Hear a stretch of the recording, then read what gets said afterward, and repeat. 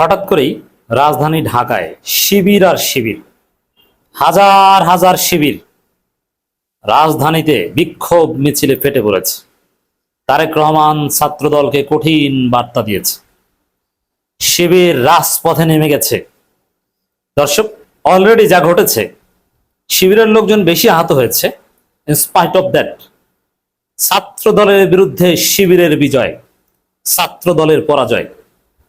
দর্শক, এখন পর্যন্ত যা ঘটেছে জগন্নাথ বিশ্ববিদ্যালয়, জগন্নাথ বিশ্ববিদ্যালয়, এখানে শিবিরের ভূমিকার সমালোচনা অবশ্যই আছে।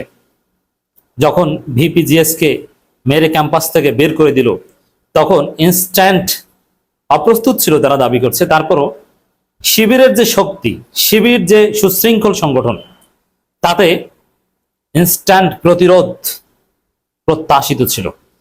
এটা একটা দুর্বলতা। তা সত্ত্বেও দেখেন কে জিতেছে সোফার, সহজে কিভাবে বুঝবেন। যেমন ছাত্রদল, তারা শিবিরের সাথে কুলিয়ে উঠতে পারেনি বলেই তো যুব দলের সন্ত্রাসী নয়নকে ভাড়া করে এনেছে। ছাত্রদল শিবিরের সাথে পারেনি বলেই তো তফজ্জল হত্যাকাণ্ডের চার্জশিটভুক্ত পলাতক আসামি সন্ত্রাসীকে যুবদল সন্ত্রাসী নয়ন সাথে নিয়ে ছাত্রদলকে বাঁচাতে গিয়েছে, শিবিরকে মারতে গিয়েছে। যদি ছাত্রদলের পাওয়ার যথেষ্ট হতো, তাহলে কি বিএনপির ভাড়াটিয়া সন্ত্রাসীদেরকে আর রাজপথে নামাতো তারেক রহমান?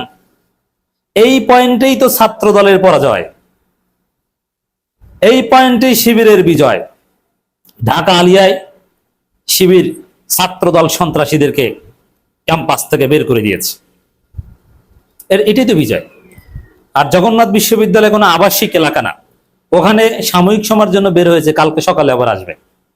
অতএব ওটাকে শিবিরের দুর্বলতা, ইনস্ট্যান্ট প্রস্তুতির অভাব বললেও, যেহেতু ছাত্রদল পরিকল্পিতভাবে হামলা করেছে, আর এই পরিকল্পিত হামলা হতে পারে, শিবির এটা বোঝা উচিত ছিল।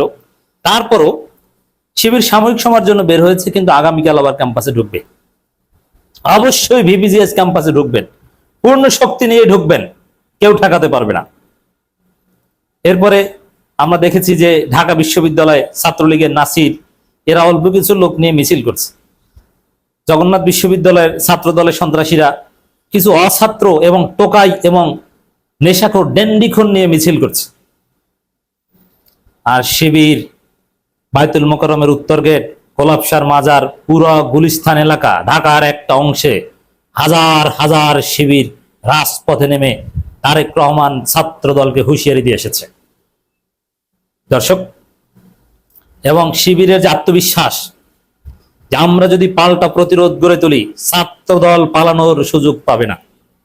এবং শিবিরের আরেকটা বিজয়ের মানদণ্ড দেখেন, এটা আমরা সমালোচনা করি, কিন্তু তারপরও শিবির এখন পর্যন্ত এই রাজধানীতেই বা অন্য কোথাও জামাতকে তাদের কাজে লাগেনি। জামাত কেন ইনস্ট্যান্ট আসেনি যুব দলের নয়নকে ঠেকাতে বা নয়নদের বিরুদ্ধে? এই প্রশ্ন আমরা তুলেছি এবং এই প্রশ্ন যৌক্তিক। কিন্তু এর সাথে এটা আরেকটা দিক আছে যে নয়নরা আসছে ঠিকই, কিন্তু জামাতের কিন্তু শাহিন আহমেদ খানদের এখনো লাগেনি, শিবিরের এখন পর্যন্ত লাগেনি। তো জামাত কি আসতো না? শিবির চাইলে কি আসতো না? এমন না যে জামাত শিবিরকে হেল্প করতে রাজি না। অবশ্যই জামাতের লোকজন সদা প্রস্তুত, প্রয়োজন হলে আসতে, হয়তো আসলে ভালো হতো, কিন্তু শিবির তাদের ছাড়াই কিন্তু খন্ড খন্ড প্রতিরোধ গড়ে তুলেছে। এখানে কিছু বিষয় আছে।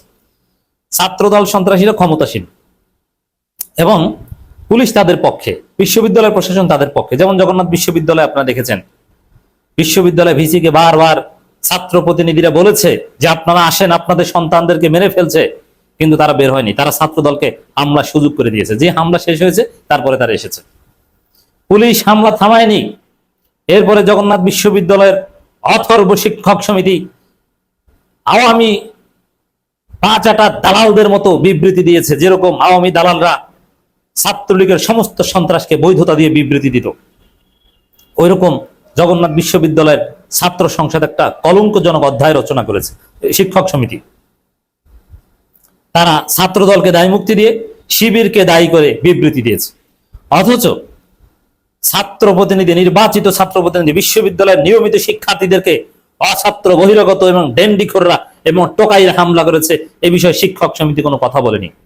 যেহেতু পুরো প্রশাসন ছাত্র দলের পক্ষে এবং ছাত্র দলের লোকজন ঢাকা কলেজে আপনারা দেখেছেন যে ব্যাগের ভিতরে প্রকাশ্যে অস্ত্র নিয়ে মিছিল করেছে, সরাসরি পিস্তল নিয়ে মিছিল করেছে, দেশীয় অস্ত্রশস্ত্র তো আছেই, একদম আগ্নেয়াস্ত্র নিয়ে মিছিল করেছে, কিন্তু প্রশাসন কিছুই বলে না। এই অস্ত্র কোনোদিন উদ্ধার হবে না।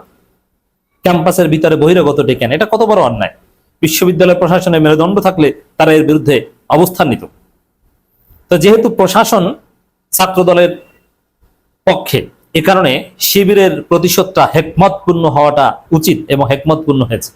একদম পূর্ণ শক্তি একসাথে না দেখিয়ে খণ্ড খণ্ড খণ্ড খণ্ড প্রতিরোধ করেছে, দফায় দফায় প্রতিরোধ করেছে, কখনো পিছু হটেছে, আবার প্রতিবাদ প্রতিরোধ গড়ে তুলেছে। জামাতের শক্তি এখন পর্যন্ত ব্যবহার করেনি।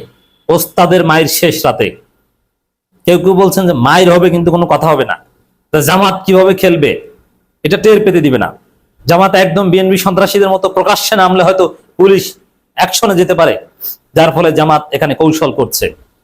কিন্তু তারপরও ভিজিবল যা দেখছি সেখানে শিবিরকে রক্ষা করতে জামাতের একটা অংশের অ্যাটলিস্ট তৎপরতা কাম্য ছিল, পূর্ণ শক্তি ডিপ্লয় না করলেও।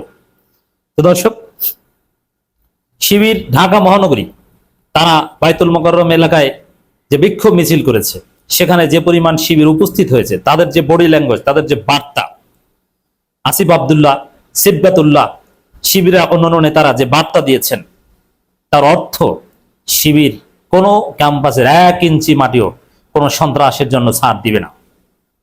এবং শিবিরের এই হুঙ্কার, এই গর্জনে ডেফিনেটলি ছাত্রদল ভয় পেয়েছে। আর ওদের তো জনশক্তি নাই। এখন নয়নদের নিয়ে ক্যাম্পাসের ভিতরে, ক্লাসরুমের ভিতরে ঢুকবে, হলের ভিতরে ঢুকবে? সম্ভব না। কতক্ষণ এরকম সন্ত্রাস করে টিকবে? সম্ভব না। এই শিবির মার খেতে খেতে, নির্যাতিত হতে হতে এই পর্যায়ে এসেছে। দেখেন, শিবির সংবাদ সম্মেলন করছে, বিক্ষোভ মিছিল করেছে, এবং আরেকটা বিজয় হচ্ছে শিবিরের, পুরো বাংলাদেশকে বুঝিয়েছে ছাত্র দল সন্ত্রাস। তারেক রহমান এই সন্ত্রাসের লালন পালন কর্তা। এবং শিক্ষককে, ঢাকা আলিয়ার প্রিন্সিপালকে বেধড়ক পিটিয়েছে এই বিএনপি সন্ত্রাসীরা। তিনি মারা গেলেও যেতে পারেন একদম ক্যামেরার সামনে। আবার শিক্ষকদের উপর আঘাত করেছে জগন্নাথ বিশ্ববিদ্যালয় ছাত্রদল, নারীদের উপর আঘাত করেছে। মেডিকেলের জরুরি বিভাগে ঢুকে রোগী রোগীদের স্বজন সহ দাড়ি টুপি যাকে দেখেছে তাকে গণহারে পিটিয়েছে ছাত্রদল। এই যে ছাত্রদলের আওয়ামী সন্ত্রাসী রূপ, এটা পুরো জাতি দেখেছে। শিবির পুরো জাতিকে বুঝাতে পেরেছে, দেখাতে পেরেছে পুরো জাতি ছাত্রদলকে সিসি করছে, ছাত্রদলকে ঘৃণা করছে, ছাত্রদলকে গালি দিচ্ছে। এটা শিবিরের আরেক বিজয়। তো দর্শক, ওভারঅল আজকে যা ঘটলো, শিবির যা করেছে, এটাকে আমরা শিবিরে বিজয় বলবো। আগামীকাল খেলা হবে।